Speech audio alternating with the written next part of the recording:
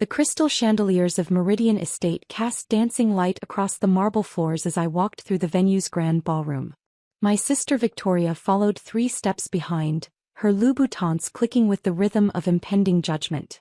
Mom trailed beside her, already wearing that pinched expression that meant she'd found something to criticize. "This is nice," I said quietly, running my hand along the mahogany banister overlooking the garden terrace. Victoria laughed, the sound sharp enough to cut glass. "Nice? Emma, this place costs $40,000 just for the venue rental. That's not counting catering, florals, or anything else.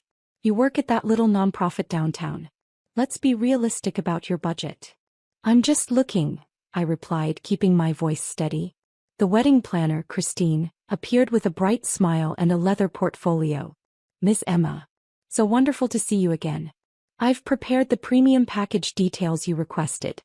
The terrace ceremony, the vintage wine collection for cocktail hour, and of course, exclusive access to the private bridal suite for the entire weekend." Mom's eyes widened. "Weekend? Emma, honey, this is completely out of your league. You make what, $35,000 a year? This venue alone probably costs more than your annual salary." I nodded. "You're probably right, Mom." Victoria circled the room like a shark who'd scented blood. "You know what? This is actually perfect for my engagement party. Derek and I have been looking for something impressive to announce our wedding. Christine, is this available 3 months from now? October 15th. Christine's smile faltered slightly. "Well, I'd need to check with—" "We can afford it," Victoria interrupted, pulling out her black Amex. "Unlike some people, Derek's hedge fund bonus alone could buy this entire estate. Put down a deposit. 50,000, is that enough to secure it?" "Victoria, that's Emma's appointment," Mom said, though her tone carried no real conviction. "Maybe we should." "Mom, please. We both know Emma's just window shopping. She does this all the time, pretending she can afford things to make herself feel better about her sad little life. Remember when she toured those penthouses last year? Or when she test drove that Tesla? It's embarrassing." I felt the familiar tightness in my chest but kept my expression neutral. "It's fine. If Victoria wants the venue, she should take it." Christine looked between us, clearly uncomfortable. "Perhaps we should discuss this separately. Emma, you had mentioned wanting the December date for your own event, and—" "December." Victoria laughed again. "She doesn't even have a boyfriend, Mom. She's literally planning a wedding for an imaginary relationship. This is worse than I thought." Mom touched Victoria's arm but not to stop her. "Victoria has a point, Emma. You've always been imaginative. Maybe you should focus on finding someone first before you start booking venues you can't afford." "I understand," I said quietly. Christine's phone buzzed. She glanced at it, frowning. "Excuse me for just one moment. I need to take this call." She stepped toward the French doors leading to the terrace.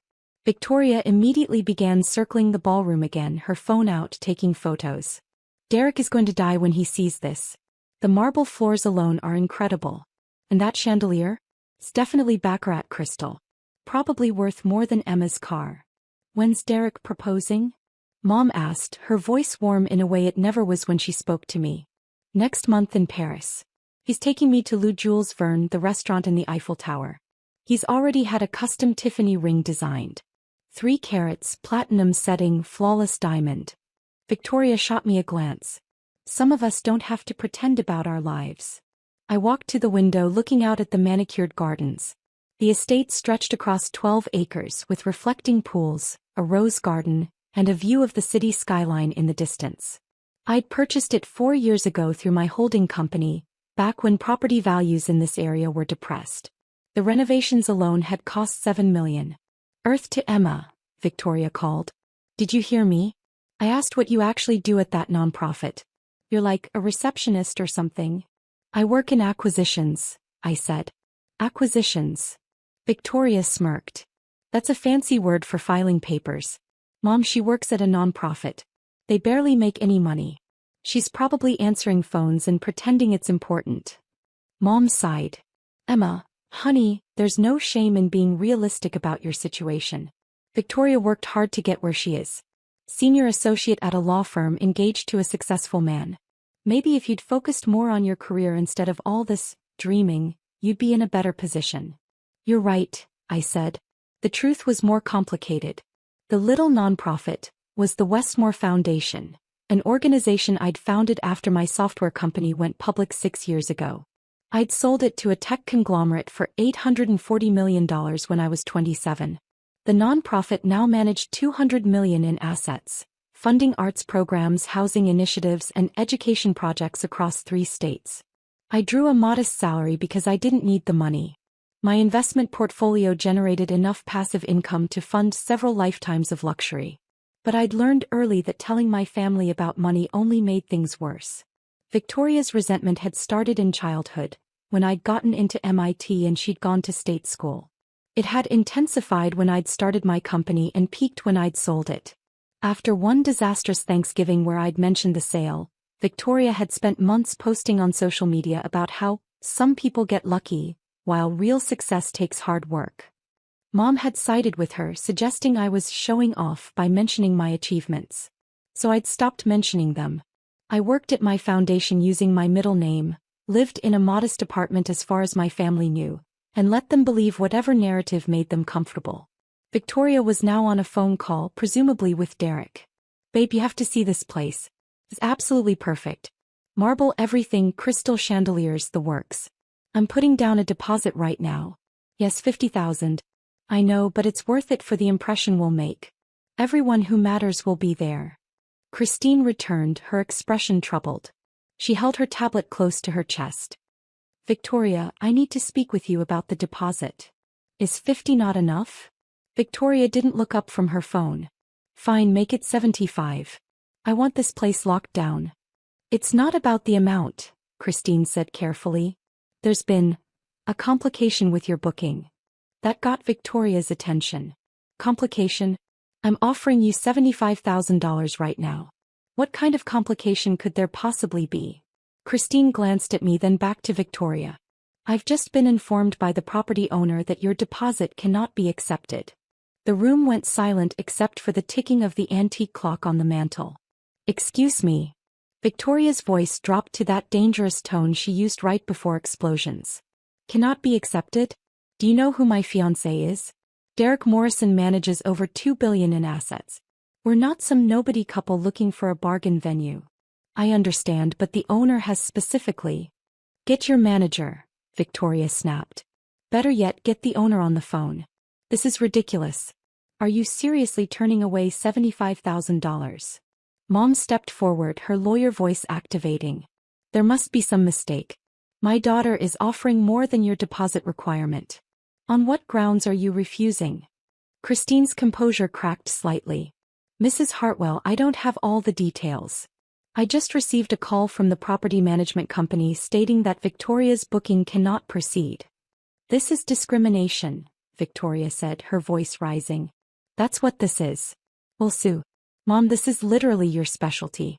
They can't refuse service without cause." "She's right," Mom agreed. "Christine, you need to provide a legitimate reason for this refusal, or we'll be filing a complaint with the state licensing board." I remained by the window watching a gardener tend to the rose bushes below. Victoria whirled on me. "This is your fault somehow, isn't it? Did you call them? Did you sabotage my booking because you're jealous?" "I haven't made any calls," I said truthfully. "Then what?" Victoria's phone rang. She glanced at it, frowned, and answered. "Hello? Yes, this is Victoria Hartwell. What? No, there must be some mistake. I'm at the venue right now trying to book it. What do you mean cancelled?" Her face went from confused to pale to bright red in the span of seconds. "High spa day," she said slowly. "At Azure? Tomorrow? But I booked that months ago. You're refunding me? Why? I don't understand. The owner? What about the owner?" Christine's phone rang simultaneously. She stepped away, answering in hushed tones. Mom's phone buzzed with a text.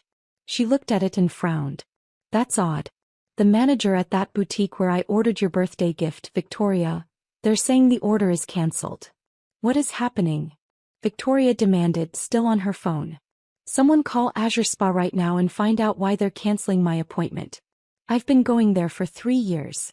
Christine returned, her face now completely drained of color. "Victoria, Mom, I need to ask you both to gather your belongings." "Excuse me." Mom's voice went ice cold. You're being asked to leave the property, Christine said, and I could hear the tremor in her voice. Immediately, Victoria ended her call and stalked toward Christine. Leave? We're potential clients. I'm trying to give you money. The owner has requested your immediate departure, Christine said, holding her ground though her hands shook. Security has been notified. Security. Victoria's laugh was slightly hysterical now. Over what? We haven't done anything. We're literally standing here looking at a venue. A man in a dark suit appeared in the doorway. Michael, the head of security for the estate. He'd worked for me since I'd purchased the property. Miss Hartwell, I'm going to need you and your mother to exit the premises. This is insane, Mom said, her lawyer voice now tinged with genuine confusion. On what grounds are you removing us? The property owner's instructions, Michael said simply. Victoria turned to me, her eyes wild. You did something. I don't know how, but you. I've been standing here the whole time, I said quietly. Christine's tablet pinged. She looked at it, then at me, her eyes widening with recognition. Oh my God. What? Victoria snapped. Christine ignored her, instead addressing me directly. Miss Chin, I am so deeply sorry. I didn't realize. The booking was under your first name and I never connected. I should have recognized you immediately. Victoria's head swiveled between Christine and me. What are you talking about? That's Emma. Emma Hartwell. She works at a non-profit. This is Emma Chin, Christine said, her voice now respectful in a way it hadn't been before. She owns Meridian Estate. She owns 17 properties in this city, including this venue, Azure Spa, the Rothmore Boutique, and... That's impossible, Victoria interrupted. She's poor. She works at a non-profit making $30,000 a year. She drives a 10-year-old Honda. Christine looked genuinely distressed now. Miss Chin founded and sold Paradigm Solutions 6 years ago. She's the primary benefactor of the Westmore Foundation, which operates out of the Westmore building downtown, which she also owns. The booking I've been coordinating with her isn't for a wedding. It's for the foundation's annual gala, which hosts over 500 attendees including the governor and 3 senators. The silence that followed was absolute.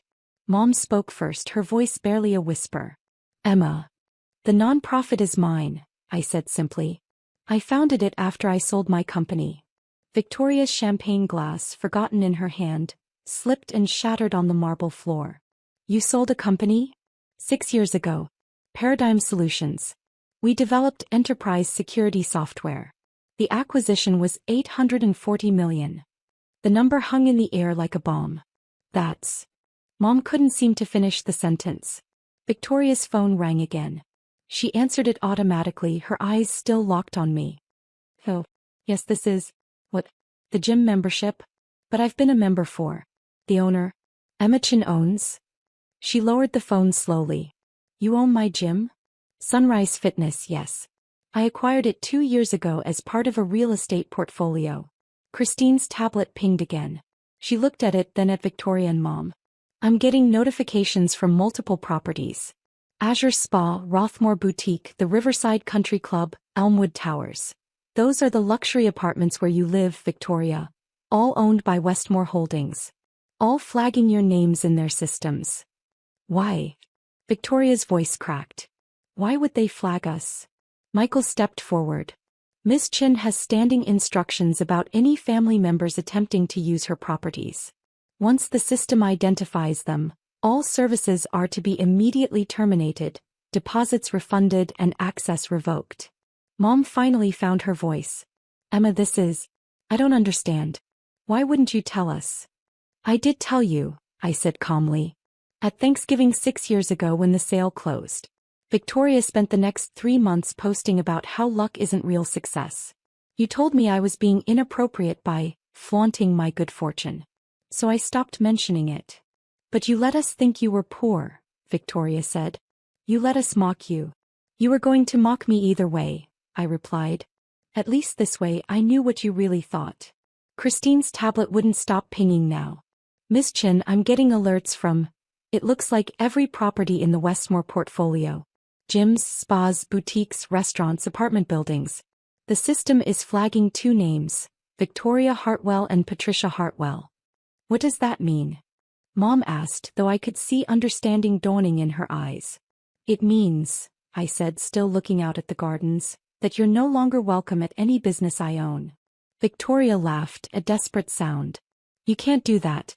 You can't just ban us from everywhere. I own 43 properties in this city, I said. Commercial and residential. That boutique where you buy your clothes? Right. The spa where you get your treatments? Right.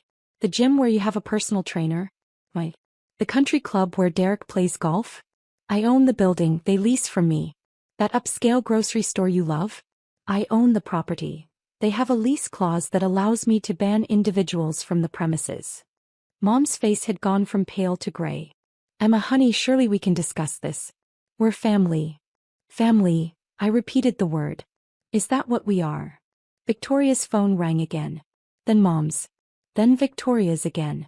Both of them stared at their screens, watching their carefully constructed lives begin to unravel in real time. That's the leasing office for Elmwood Towers, I said. They're calling to inform you that your lease won't be renewed, Victoria. You have 60 days. 60 days. Victoria's voice went shrill. That's not enough time to find a comparable apartment. You'll have to look outside my portfolio. That eliminates about 40% of the luxury buildings in the downtown area. I finally turned from the window to face them. Your gym membership has been terminated. Your spa packages are cancelled. The boutique has closed your account. The country club is revoking Derek's guest privileges. Mom's hands shook as she tried to silence her ringing phone. Emma, please. This is extreme. We were just joking around. We didn't mean. You meant every word, I said, my voice still calm. You've meant every word for 6 years. Every comment about my sad little life. Every joke about my pretending. Every comparison to Victoria's real success. You meant all of it. Christine stood frozen, her tablet clutched to her chest, clearly wishing she were anywhere else. Victoria's bravado cracked. Hey, fine. We were harsh. Sometimes family dynamics get complicated, but you can't destroy our lives over some comments. I'm not destroying anything, I said. I'm simply choosing not to subsidize people who mock me. You'll still have access to plenty of gyms, spas and boutiques. Just not the ones I own. Derek's firm does business with half the properties you own. Victoria said desperately. If you ban me, it'll humiliate him. It could affect his career. Then perhaps you should have considered that before you called my life sad and embarrassing. Mom tried a different approach. Emma, I'm your mother. We've had our differences, but surely blood is thicker than 6 years of contempt? I asked. Then a lifetime of comparing me unfavorably to Victoria? Then telling me I was showing off when I tried to share good news. Victoria's phone rang again. She looked at it and went even paler. It's Derek. He probably just got a call from his country club, I said. They're informing him that his guest membership, which was sponsored by you, has been terminated. They're also likely mentioning that his golf buddies might be uncomfortable with the association, given that I'm the primary investor in several of their firms. You invested in Derek's world? Mom asked, stunned. I invest in a lot of things, Mom.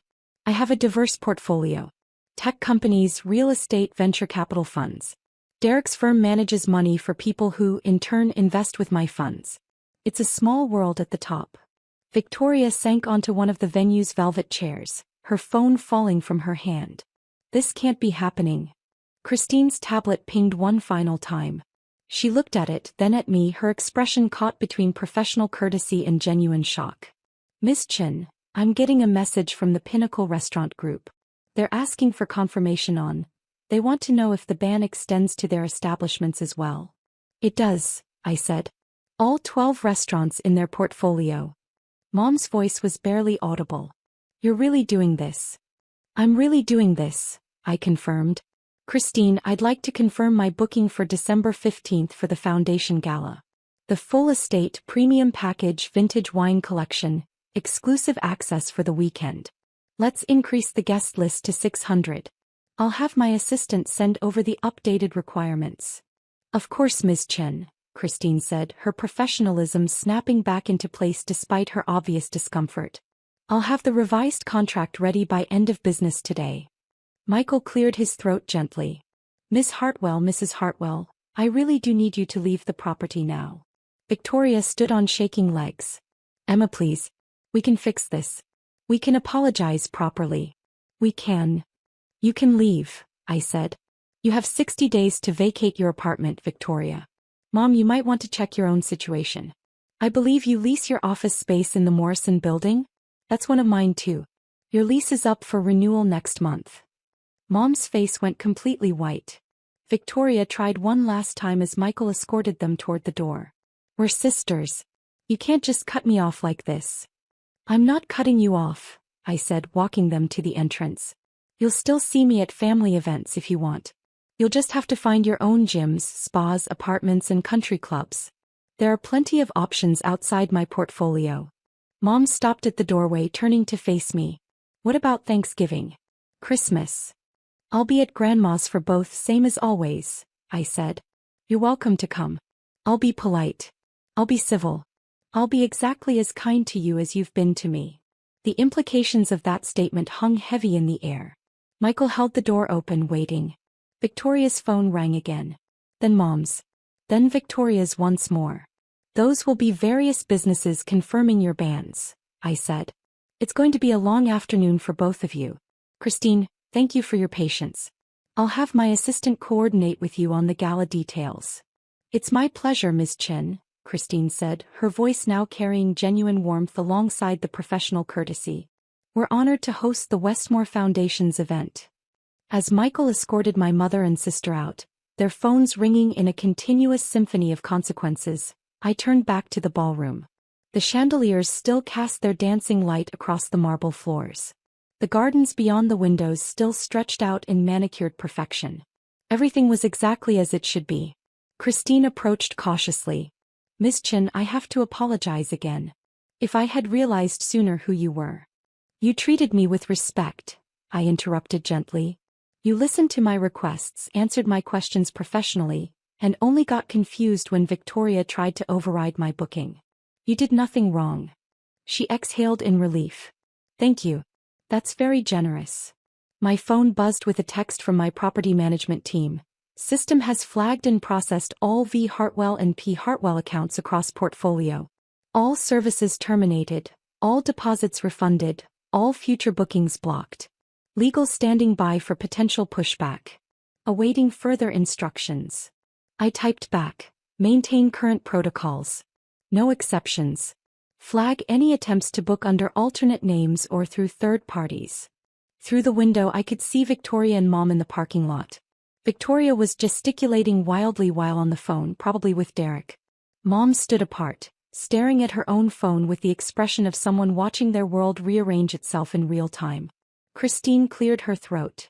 Would you like to continue the venue tour? There's the wine cellar you mentioned wanting to see and the upstairs bridal suite. Actually, I said, I think I've seen everything I needed to see today. As I drove away from Meridian Estate 20 minutes later, my phone continued buzzing with notifications. My property management team was efficient. Within hours, every business in my portfolio had been updated. Victoria and Mom would spend the rest of their day receiving calls, emails, and notifications as their access to the infrastructure of luxury they'd taken for granted evaporated.